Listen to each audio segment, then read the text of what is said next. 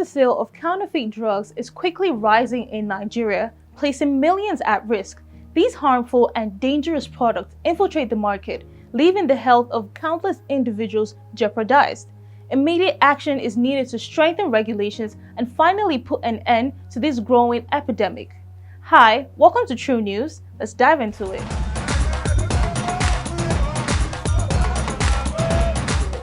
In a country like Nigeria, we have fought various battles that threaten the lives of very hard-working, young and all age groups of Nigerians. The current heartbreaking issue we are attacking right now is the distribution of fake drugs. These are the drugs that we are supposed to turn to when ill. These are the drugs that are supposed to improve one's health. How is it that the only thing we're supposed to rely on when dealing with life-threatening or terminal illness is fake? Does this mean the average Nigerian, if not all, is prone to a reduced lifespan? Following a recent development at the Monia dump site in Akinyele local government area of Oyo State, it was reported that the National Agency for Food, Drugs and Administration Control seized and destroyed counterfeit drugs worth 100 billion naira from pharmaceutical drug marketers in Idumota Market, Lagos. The NAFDAC Director General, Professor Mojisola, he stated that all earnestness that the step became necessary to prevent the reintroduction of expired, fake, and substandard and falsified drugs into circulation.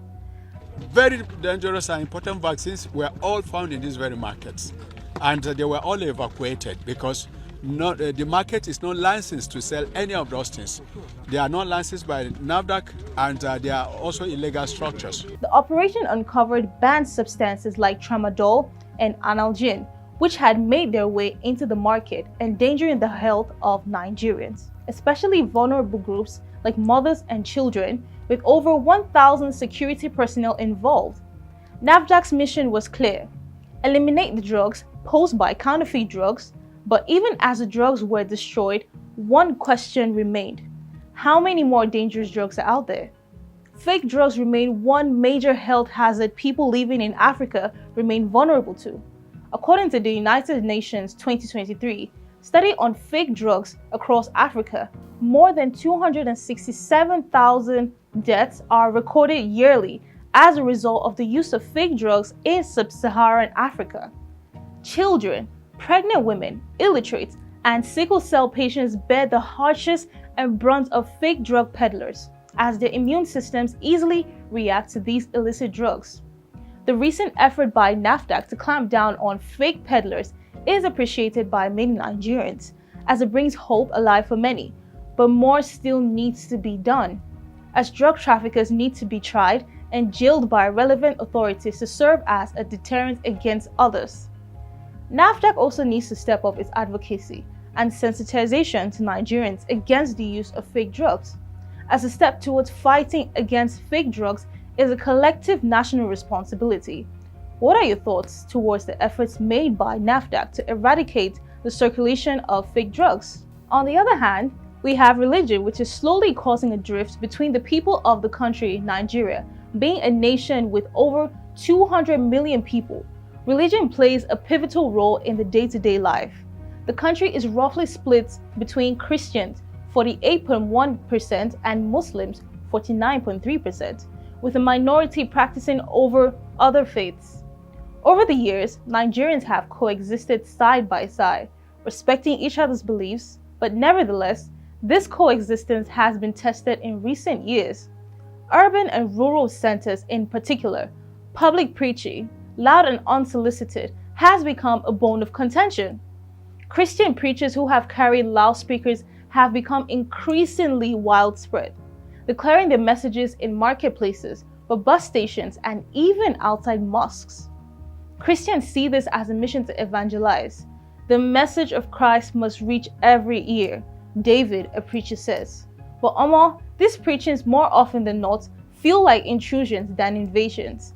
For non-believers, Muslims, and even Christians from different denominations. Halima, a Muslim, talked about her frustration. Most of the time when I go to the market in Kaduna, I am bombarded by these preachers. They force our messages into our faces, standing right in front of our shops.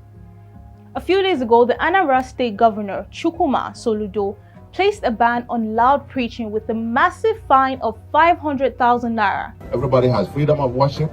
If you want to worship, we protect everybody. If you want to preach the word of God, you go to a church. The person who wants to come to your church will come to your church.